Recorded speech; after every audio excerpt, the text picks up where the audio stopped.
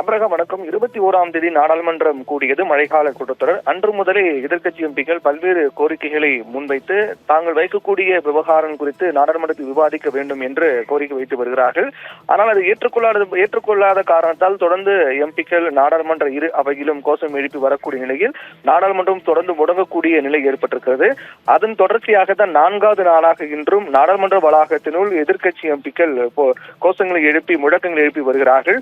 குறிப்பாக இன்றைய அந்த போராட்டத்தில் சோனியா காந்தி தலைமையில் எதிர்க்கட்சி எம்பிக்கள் ஒன்று கூடி பீகார் தேர்தல் நடைபெற இருக்கக்கூடிய நிலையில் அதற்கு முன்னதாக நடக்கக்கூடிய வாக்காளர் தீவிர சிறப்பு திருத்த அந்த நடவடிக்கை கைவிட வேண்டும், அது தொடர்பாக விவாதிக்க வேண்டும் என்றும், அதே போன்று ஆபரேஷன் சிந்தூர் மூலமாக மேற்கொள்ளப்பட்ட நடவடிக்கை அதற்கு அமெரிக்காவின் தலையீடு குறித்து தொடர்ந்து அமெரிக்க அதிபர் தெரிவித்து வரக்கூடிய நிலையில் அது தொடர்பாக பேச வேண்டும் உள்ளிட்ட மிக முக்கியமான கோரிக்கையாக முன்வைத்து எதிர்க்கட்சி எம்பிக்கள் முழக்கங்கள் எழுப்பி வருகிறார்கள்.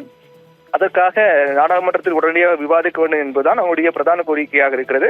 அதை முன்வைத்து அவர்கள் கோஷங்கள் எழுப்பி வரக்கூடிய சூழ்நிலையில் 21ஆம் தேதி என்றும் நாடாளுமன்ற இரு அவையிலும் அடுத்தடுத்து முடங்கக்கூடிய நிலை ஏற்பட்டது. அதற்கு பிறகு 22ஆம் தேதி 23ஆம் தேதி என தொடர்ந்து நாடாளுமன்றம் முடங்கக்கூடிய நிலை ஏற்பட்டு வந்தது. சுமூகமாக நடைபெறாத ஒரு நிலை காணப்பட்டு வருகின்றது. அதன் தொடர்ச்சியாக இன்று நாடாளுமன்றம் கூடுவதற்கு முன்பாக தற்போது எதிர்க்கட்சி எம்பிக்கள் குறிப்பாக சோனியா காந்தி தலைமையில் எதிர்க்கட்சி எம்பிக்கள் காங்கிரஸ், ராஷ்டிரிய ஜனதா தளம், திமுக மற்றும் இந்தியா கூட்டணியை சேர்ந்த அனைத்து எம்பிக்களும் ஒன்று சேர்ந்து நாடாளுமன்ற வளாகத்தினுள் கோஷங்கள் எழுப்பி வருகிறார்கள்.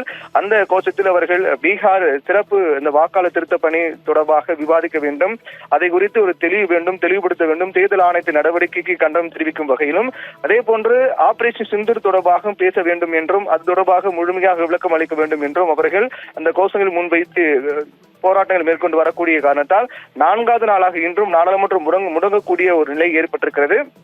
தொடர்ந்து நாடாளுமன்ற இரு அவையிலும் 21ஆம் தேதி முதல் இரு அவையிலும் எந்தவித மசோதாவும் தாக்கல் செய்யப்பட்டு அது விவாதிக்க முடியாத ஒரு நிலை காணப்பட்டு வருகிறது. காரணம், எதிர்க்கட்சி எம்பிக்கள் இந்த 2 முக்கியமான விடயங்கள் முன்வைத்து அதை பற்றி பேச வேண்டும் என்று கோஷம் எழுப்பி வரக்கூடிய காரணத்தால் தொடர்ந்து ஒவ்வொரு நாளும் நாடாளுமன்றம் முடங்கி வருகிறது. அதன் தொடர்ச்சியாக தான் இன்றைய போராட்டத்தில் சோனியா காந்தி கலந்து கொண்டிருக்கிறார். சோனியா காந்தி தலைமையில் தான் காங்கிரஸ் மற்றும் ராஷ்டிரிய ஜனதா தளம், திமுக மற்றும் காங்கிரஸோடு கூட்டணி இருக்கக்கூடிய எம்பிக்கள், இந்தியா கூட்டணி சேர்ந்த எம்பிக்கள் எல்லாம் ஒன்று சேர்ந்து நாடாளுமன்ற போராட்டம் நடத்தி வருகிறார்கள், கோஷங்கள் எழுப்பி வருகிறார்கள்.